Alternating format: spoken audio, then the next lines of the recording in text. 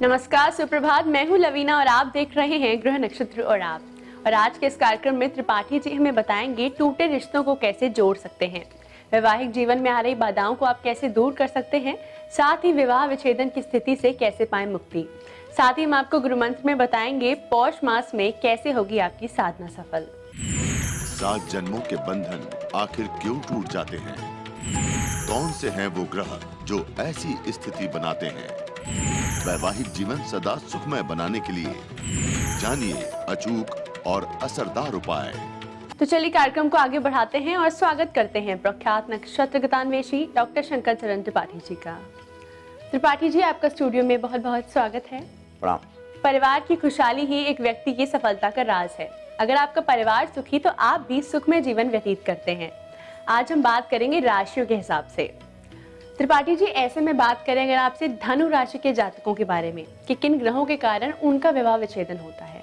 धनु राशि, सैगिटेरियस, शनि को कारकत्व प्राप्त है। सप्तम भाव मिथुन का बनेगा। मिथुन इंपोर्टेंट यानी नपुंसक ग्रह है। इसमें विवाह विच्छेदन की स्थितियां जातक को वैचारिक मतभेद के कारण होंगी और कोई कारण नहीं बनेगा। मिथुन का जातक जब उसको सप्तमेश मिलेगा तो वो पहले धनु राशि वाले पर अपने शब्दों और बाणों की प्रत्यंचा चढ़ाएगा, चाहे पत्नी हो चाहे पति हो। और जब उसके मुख से वाक्य निकल जाएगा तो उस वाक्य में से एक शब्द खींच लेगा और फिर उठा उठा के पछाड़ के ओपिनियन डिफरेंस ऑफ ओपिनियन दोनों चीजें बरकरार होने के कारण कम से कम 9 साल लगातार या 9 दिन में एक बार बोलचाल या 9 घंटे तक विच्छेदन की स्थितियां, 90 दिन तक बाहर रहना, ऐसी परिस्थितियों का सृजन सप्तमेश बुध करता है, क्योंकि इसका अपना कोई वजूद नहीं होता। मिथुन कभी कुछ इतना सीधा दिखता है मिथुन कि लगता है इससे सीधा कोई है नहीं। लेकिन मिथुन जब सप्तमेश होगा धनु में और आप बोलेंगे तो आपके ही शब्द खींचकर और आपको पछाड़ मारेगा, चाहे पति हो चाहे पत्नी। और यही विवाह विच्छेदन का आधार बनता है। बिना विचारे सहसा करी पाछे पछताई, बुध के लिए कहा है। सहसा करी ओ पाछे पछताई, ओ काई बेदते बुध नहीं काई। उसको बुध बुद्धिमान कह ही नहीं सकते, ब्रेन वाला कह ही नहीं सकते, जो आपके ही उत्तर में से एक शब्द निकालकर और उसी पर व्याख्या प्रारंभ कर दे। आपके लिए असमंजस और असहज स्थिति का सृजन हो जाने के कारण विवाह जैसी पवित्र संस्था में विच्छेदन के प्रश्नवाचक चिन्ह लग जाते हैं। त्रिपाठी जी, ये तो आपने बताया विवाह विच्छेदन के बारे में। अब आप दर्शकों को बताएं कि किन खास उपायों से धनु राशि के जातक अपने वैवाहिक जीवन को सुखमय बना सकते हैं। धनु के जातक को संयमित वचनों का प्रयोग करना चाहिए। विवेक शून्यता के आधार पर हंसी मजाक में भी अगर ये अपने अपोजिट, चाहे पति हो चाहे पत्नी, को बोल देगा तो वो उसे लग जाएगा बाण की तरह। वेदों ने तो यहां तक कहा है, अस्त्रानुहत्वा तव जीवितेनम। अस्त्र से तो व्यक्ति बच सकता है, अनातोपि जीवित असा शब्द में थी। दुर्योधन के मुख से निकला हुआ, द्रौपदी के मुख से निकला हुआ वाक्य, अंधे का औलाद अंधा होता है। जरा आप कुंडली उठाकर देख लो, द्रौपदी मिथुन ही तो थी, महाभारत का कारण बना। इसलिए संयमित वचन वार्ता के दौरान रखना इनके लिए सर्वोत्तम उपाय है। इनके लिए बुध ग्रह के लिए बुध को गिरफ्तार करने की हैसियत किसी को प्राप्त नहीं है। चाहे वो स्वयं भीष्म पितामह हो, शिखंडी के सामने धनुष छोड़ना पड़ा है। ये तो आपने बताया धनु राशि के जातकों के लिए कि विवेकपूर्ण और संयमित वचन के प्रयोग से वो अपने वैवाहिक जीवन को सुखमय बना सकते हैं। अब अगर आपसे बात करें मकर राशि के जातकों के लिए कि किन ग्रहों के कारण उनका विवाह विच्छेदन होता है। मकर का सप्तमेश कर्क होता है। कर्क यानी जल। जब सप्तमेश जल होगा, निर्मलत्वा, धुति, शुचि, प्रकाश, कमनीयकम। याज्ञवल्क्य तो यहां तक कहे हैं कि मकर का सप्तमेश, भारतवर्ष मकर है, कौन है इसकी पत्नी? भारती। और भारती किसे कहते हैं? सरस्वती को। जिसको सरस्वती जैसी पत्नी प्राप्त हो जाए वहां पर विच्छेदन की स्थितियां नहीं देखी जाती। तथापि भारतवर्ष में, मकर लग्नी भारतवर्ष में आज भी विच्छेदन अत्यधिक संख्या में सभी धर्मों में पाए जाते हैं। उसका मूल कारण मकर शनि है, सप्तम भाव जल है, कर्क, और जल और हवा, शनि को हवा कहते हैं, जल और हवा में तारतम्य है। अन्यथा जल दुर्गंध युक्त हो जाए अगर हवा ना हो। इसलिए इसमें रिलेशनशिप में, संबंधों में प्रश्नवाचक चिन्ह लगते हुए बहुत कम देखे गए हैं। क्योंकि कर्क को उल्टो तो मकर बनता है, जो ब्रह्मांड नायक राम का था। समस्त विपरीत परिस्थितियों में सीता और राम का विच्छेदन नहीं हो पाया। त्रिपाठी जी, अब आप दर्शकों को बताएं कि मकर राशि के जातक कैसे अपना वैवाहिक जीवन सुखमय बना सकते हैं। इनको उपाय की कोई आवश्यकता नहीं है। इनको केवल और केवल, अगर पति है तो पत्नी को पत्नी ही न समझे, उसको अच्छी सहायिका, अच्छी देखभाल करने वाली, मार्गदर्शिका, इवन गुरु के रूप में मानकर चलें तो फिर कभी प्रश्नवाचक चिन्ह नहीं लगते हैं। इसके विपरीत आचरण करने पर प्रश्नवाचक चिन्ह लगने के प्रमाण पाए जाते हैं। ये तो आपने दर्शकों को बताया कि मकर राशि के जातक अगर अपनी पत्नी के मार्गदर्शन अनुसार चले तो उनका वैवाहिक जीवन बेहतर हो सकता है। बात करें अगर आपसे कुंभ राशि के बारे में कि किन ग्रहों के कारण उनका विवाह विच्छेदन होता है। कुंभ राशि का क्या पूछना है? कुंभ राशि का अपोजिट तो सीधे सिंह है। कुंभ राशि ही इस धरती में प्रॉफिट मोहम्मद का है। कुंभ राशि धरती में जहां के रहमत और रस खान, ये रहीम खान खाना और रस खान, ये सब के सब कुंभ लग्नी है। और कुंभ लग्न का जातक धैर्य से युक्त उसी तरह होता है जैसे पृथ्वी। सहनशीलता का सबसे बड़ा उदाहरण अगर कोई मिलता है तो वो कुंभ। कुंभ में जन्म लेने के लिए प्रॉफिट, पीर, फकीर सभी पैदा होते हैं। कुंभ माने घड़ा, घड़े में पानी भरा जाता है। सब कोई कुंभ जैसा विनयशीलता किसी में नहीं होती। और लेकिन इसका जो गृहस्थाश्रम होता है वो सामान्यता खटर पटर खटर पटर खटर पट। क्यों? हर क्षण जो ही आएगा वही गर्दन झुकाएगा और पानी पी लेगा, और जब पानी खत्म हो जाएगा तो उलट देगा और उसको परित्याग कर देगा। लेकिन जिसे ज्ञान है कि घड़ा उलट जाने पर नाव का काम करता है, पार लगा देगा। इसलिए कुंभ लग्न में सबसे बड़ी खासियत ये होती है कि इनका गृहस्थाश्रम कभी टूटते हुए नहीं देखा जाता है। अलगाव भले किन्हीं कारणों से हो। अब आप दर्शकों को बताएं कि कुंभ राशि के जातक किन उपायों से अपना वैवाहिक जीवन बेहतर बना सकते हैं। एकमात्र उपाय, जलेति वृष्टि, जलेति सृष्टि, जलेति जीवन, सह धन्य जलवा। जल से ही समस्त ब्रह्मांड की उत्पत्ति और जल से ही समस्त ब्रह्मांड का पालन पोषण है। इस कारण से जल शुद्ध पिया जाए और दूसरों को भी पिलाया जाए। अतिथियों के सत्कार करने पर इसका गृहस्थाश्रम कुंभ का बराबर बरकरार रहता है, विच्छेदन कभी नहीं होता। ये तो त्रिपाठी जी ने हमें बताया कुंभ राशि के बारे में। इसी के साथ वक्त हो चला है एक छोटे से ब्रेक का। ब्रेक के बाद त्रिपाठी जी हमें बताएंगे मीन राशि के जातक कैसे अपना वैवाहिक जीवन सुखमय बना सकते हैं। आप बने रहिए हमारे साथ कार्यक्रम ग्रह नक्षत्र और आप में।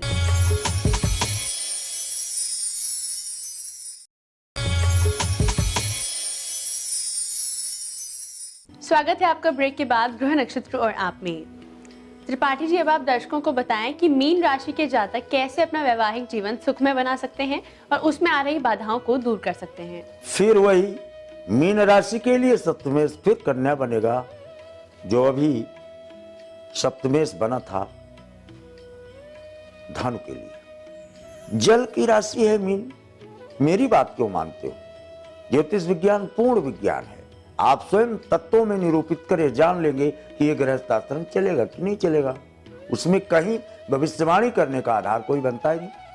मीन का अपोजिट 6 की संख्या हुई, 6 माने कन्या और मीन माने बृहस्पति। बृहस्पति मीन में अकारकत्व को 2 केंद्रों का स्वामी होने के कारण प्राप्त हो जाता है। इस कारण विवेक शून्यता अगर पत्नी है तो उसमें रहेगी, पति है तो उसमें रहेगी। कन्या किसी की बात मानता नहीं, चाहे स्वयं ब्रह्मा जिसने उसका शरीर बनाया है वो भी आ जाए टीचर के रूप में, नहीं मानेगा। इस राशि में मछली इधर से उधर प्रवाह में रहती है।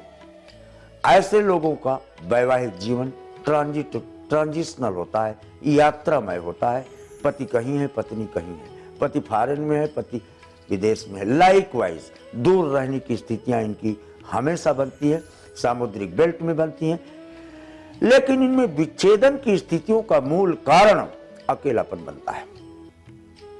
ध्यान रहे, कन्या नाभि है और नाभि में जब सूल उठेगा तो पूरा शरीर प्रभावित हो जाता है। यानी कन्या के द्वारा किए जाने वाले आचरण जो सप्तमेश है वो मीन को प्रभावित कर विच्छेदन की स्थितियों का वैवाहिक संस्थान में प्रश्नवाचक चिन्ह गृहस्थाश्रम में लगा देती हैं। इनके लिए तो सर्वोत्तम उपाय एक ही है कि किसी भी कीमत पर अगर पुरुष है तो पैर में मोजा पहने अवश्य, खुला पैर ना रखे।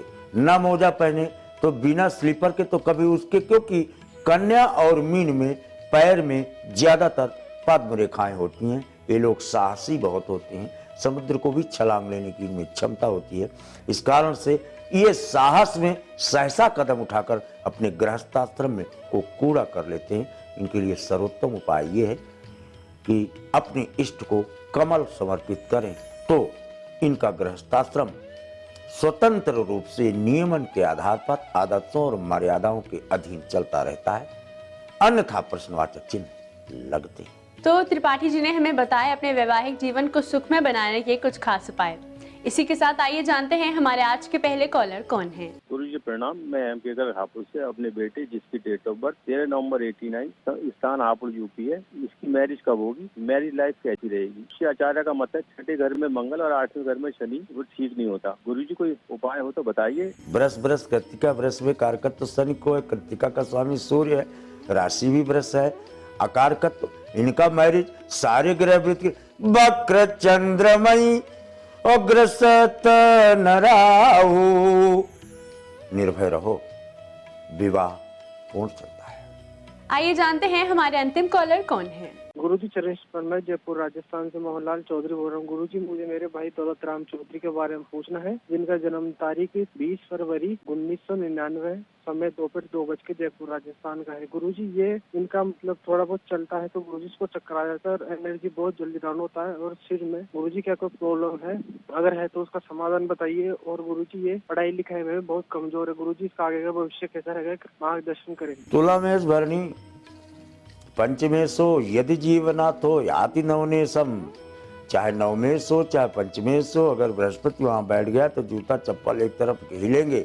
यानी बाएं साइड के ब्रेन जो जागृत ब्रेन है उस पर दाहिने साइड के बीच में एक कॉमन लाइन या पाइप लाइन ब्रेन में हो जाने के कारण व्यक्ति दीवा स्वप्न देखता है, अकर्मण्य की अवस्था को प्राप्त हो जाता है। आप पढ़ने बैठोगे, किताब लेके खोल के बैठोगे, दिमाग कहीं और रहेगा, अध्ययन नहीं कर पाओगे। अप्रवत्तेन वेधव्यम, मन आपका प्रवत्त नहीं होता, जिस कारण ऐसी स्थितियों का सृजन हो जाता है। ऐसी कुर्सी लो जिसमें आपका सिर न दिखाई पड़े और पूरब की तरफ मुख हो आपका, पश्चिम की तरफ पीठ हो, फिर अध्ययन करो, आपका मन प्रवत्त होगा और समस्त चीजों में सुधार आप देखने को पाएंगे। त्रिपाठी जी इतनी महत्वपूर्ण जानकारी के लिए और आपकी आज की उपस्थिति के लिए आपका बहुत बहुत धन्यवाद।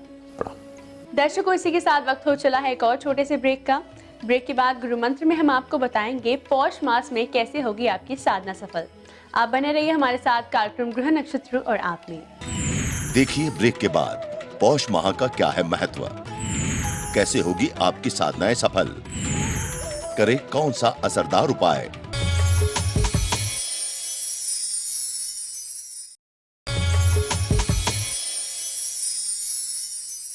स्वागत है आपका ब्रेक के बाद ग्रह नक्षत्र और आप में। इस समय स्टूडियो में हमारे साथ मौजूद हैं आचार्य राजेश जी। राजेश जी, आपका स्टूडियो में बहुत बहुत स्वागत है। नमस्कार। आज है तारीख 14 दिसंबर और दिन है बुधवार। क्या कहता है आज का पंचांग, आइए जानते हैं। पौष मास कृष्ण पक्ष एकम तिथि बुधवार का दिन है। शुभ समय प्रातः 10:30 से दोपहर 12 बजे तक, राहु काल दोपहर 12 बजे से दोपहर 1:30 तक। आज चंद्रमा रहेंगे मिथुन राशि में। पंचांग के बाद आइए गुरु मंत्र में जानते हैं कैसे होगी आपकी साधना सफल। मित्रों, आज से पौष महीना शुरू हो रहा है। आपने सुना भी होगा कि पौष अर्थात पौष जब चलता है तो ऐसे समय में कोई भी धार्मिक का कार्य नहीं किया जाता है। जहाँ तक कि विवाह के कार्य भी बंद हो जाते हैं और शुभ मुहूर्त भी इस समय में नहीं होते हैं। और उसका कारण है कि भगवान सूर्य स्वयं ही साधना में आ जाते हैं। और जब भगवान स्वयं सूर्य साधना में हों, ऐसे समय में उनके साथ हम स्वयं भी साधना करें तो हमारी साधनाएं भी सफल होती हैं। तो यह महीना है साधना का महीना। आइए आचार्य राजेश जी से जानते हैं 12 राशियों का दैनिक राशिफल, साथ ही साथ आज के दिन कौन से उपाय होंगे लाभकारी। मेष राशि वाले व्यक्तियों के आज ग्रह बहुत अच्छे हैं। आज आपको सफलताएं अच्छी मिलेंगी। आपकी योजनाएं सफल होने जा रही हैं। आज आपका दिन और भी अच्छा रहे। घर से मीठा खाकर जाएं। वृषभ राशि वाले व्यक्तियों को आंखों का थोड़ा सा ध्यान रखना है और रोग के प्रति थोड़ा सा आज सचेत रहना है। दिन वैसे अच्छा है आपका, मेहनत दोपहर के बाद अधिक करनी पड़ेगी। आज के दिन की शुभता के लिए 2 रोटी गाय को खिलाएं। मिथुन राशि व्यक्तियों का आज दिन वैसे अच्छा दिन है लेकिन खर्चीला है। कुछ लोगों से आप मिलने जा रहे हैं तो वहाँ भी हो सकता है आपसे 2 बार जाना पड़े, तब जाकर उनसे बातचीत हो। पहले समय फिक्स कर लें, इसके बाद जाएं, अच्छा रहेगा। आज आपका दिन अच्छा रहे, उसके लिए अपने भगवान की परिक्रमा करके घर से निकलें। कर्क राशि व्यक्तियों का आज दिन थोड़ा सा खर्चीला साबित होगा। कुछ यात्राएं भी होंगी और ऐसे मित्रों को भी पार्टी देनी पड़ सकती है जिन्हें आप नहीं पार्टी देना चाहते हैं। तो थोड़ा सा मन को मारकर भी कुछ काम करने पड़ते हैं। वह काम भी आज आपके सफल होंगे। और आज के दिन की शुभता के लिए किसी व्यक्ति से कोई बुरा भाव नहीं रखें। सिंह राशि व्यक्तियों का आज अकेले ही कार्य करने का दिन है। सहायता नहीं मिल पाएगी और आप दूसरे के भरोसे भी आज नहीं बैठें, अकेले ही योजनाएं बनाएं। आज आपका दिन अच्छा होगा। भगवान शिव जी की पूजन करें। कन्या राशि वाले व्यक्तियों का आज का दिन बहुत अच्छा है और व्यवसाय की सफलता के पूरे योग बनते हैं। और आज के दिन की सफलता के लिए गुड़ की वस्तुओं का दान करें। तुला राशि व्यक्तियों का आज थोड़ा सा सावधान रहकर कार्य करना होगा। वैसे धन की स्थिति आपकी बहुत अच्छी है लेकिन फिर भी कोई व्यक्ति आपसे धन उधार ले जा सकता है जो वापस नहीं मिलेगा। आज आपका दिन अच्छा रहे, उसके लिए घर के बुजुर्गों को कुछ वस्तुएं भेंट करें। वृश्चिक राशि वाले व्यक्तियों का आज दिन अनुकूल चल रहा है लेकिन भाग्य भरोसे आज आपको नहीं बैठना चाहिए। कर्म के सिद्धांत को महत्व दें और उसके अनुसार ही आप कार्य करना शुरू करें, तभी आपको सफलताओं की प्राप्ति होगी। आज आपका दिन अच्छा रहे, भगवान श्री कृष्ण की आराधना करें। धनु राशि व्यक्तियों की आज समय अच्छा है। व्यवसायिक सफलताएं मिलेंगी। पारिवारिक जीवन भी आज संतुष्टि कारक ही रहेगा। कुल मिलाकर सायंकाल आनंद के साथ व्यतीत होने वाली है। आज आपका दिन अच्छा रहे, उसके लिए जब आप घर आएं तो थोड़ी सी मिठाई जरूर लाएं। मकर राशि व्यक्तियों के पारिवारिक जीवन में कुछ सुधार होगा। विशेषकर जहां विवाद चल रहा है वह विवाद हल हो सकता है आपकी थोड़ी सी पहल से। आज आपका दिन और भी अच्छा रहे, उसके लिए परिजनों से कुछ भेंट लेकर वह भेंट बाजार में दान कर दें। कुंभ राशि व्यक्तियों का आज दिन अनुकूल चल रहा है। अच्छे लाभ मिलेंगे, मन में प्रसन्नता बनी रहेगी।